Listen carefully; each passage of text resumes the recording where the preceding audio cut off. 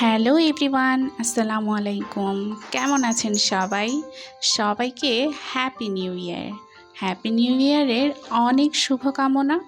আর সবার সারা বছরটা যেন ভালো কাটে এবং সুস্থ কাটে, সেই দোয়া নিয়েই শুরু করছি আমার আজকের ব্লগ। আজকের ব্লগটিতে দেখতে পাচ্ছেন আপু আবার মাছ কাটতে বসে গেছে।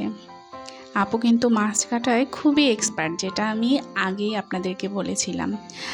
আজকে করব আমরা ইলিশ পোলাও, তো সেই জন্য আপু নিয়ে বসে গেছে একটা মস্ত বড় ইলিশ মাছ, আর সাথে আছে দুষ্টু মিনি। যাই হোক, আজকে যেহেতু ইলিশ পোলাও রান্না হবে, তো রান্নাটা আমিই করছি। আমি যদিও অত রেসিপি ফলো করে রান্না করি না, তারপর আমি আমার মতন করে রান্না করতে বেশ পছন্দ করি। তো সব মশলা টশলা একসাথে আমি কষিয়ে নিচ্ছি। যদিও ইলিশ পোলাও রান্নাতে বেশি মশলা ব্যবহার না করাটাই ভালো, তাতে ইলিশের স্বাদ এবং ফ্লেভার দুটোই মিসিং হয়ে যায়। তো আলাদাভাবে আমি পোলাওর চালটা ভালো করে ভেজে নিচ্ছি, আর এটা বেশ সময় নিয়েই আমি ভাজি, কারণ আমার কাছে মনে হয় যত বেশি পোলাওর চালটা ভাজা হয় তত বেশি এটার ঘ্রাণ এবং এটা রান্না করতে বেশ সুবিধা হয় আমার কাছে।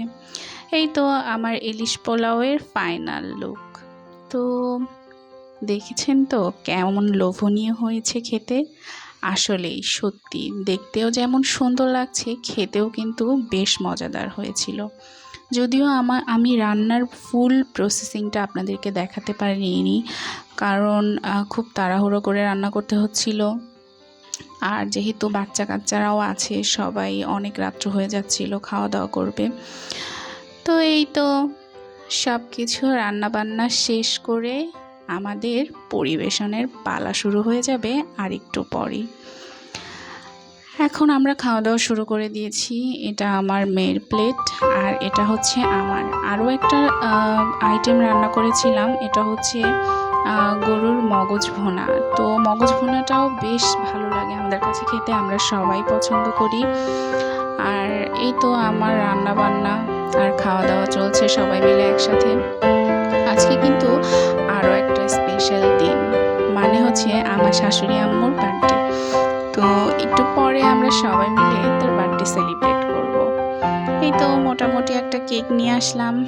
মাকে একদমই জানানো হয়নি, সব কিছুই সারপ্রাইজিংলি করা হয়েছে, যেহেতু তার বার্থডে। তো আর আমরা হচ্ছে আগামীকাল ইনশাল্লাহ আমাদের ইন্ডিয়ার যাত্রা শুরু করব।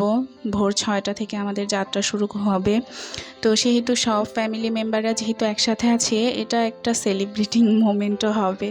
এই যে মা কিন্তু লেপটেপ মুড়ো দিয়ে শুয়ে গিয়েছিল, আর কেকটা দেখে খুব অবাক হয়ে গিয়েছে। এরপর এই তো আমাদের ফ্যামিলি মেম্বারদের কিছু আনকাট ভিডিও, যেগুলো আমি কাটিনি। আমি চাচ্ছিলাম এগুলো আমাদের জীবনে সব সময়ের জন্য মেমোরেবল হয়ে থাকুক। তো এখানে আমার সব পুচকি পাচকারা বসেছে, আর আমি ক্যান্ডেল জ্বালানোর জন্য বসেছিলাম।